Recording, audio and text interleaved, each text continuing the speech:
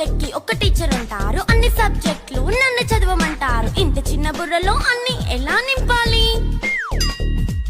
Class work, home work, fair notes అంటారు. Subject కి 3 books పెట్టి బ్యాగ్ నింపుతారు. ఇన్ఫాక్ట్ నా బరువు కన్నా నా బ్యాగ్ బరువే ఎక్కువ.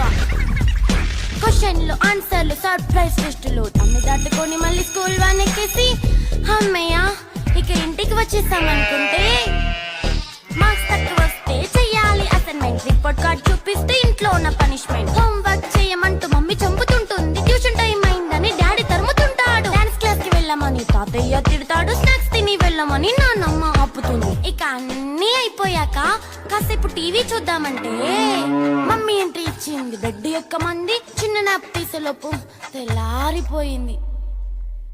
అయ్యో మళ్ళీ మొదలు ఈ స్కూల్ కష్టాలు.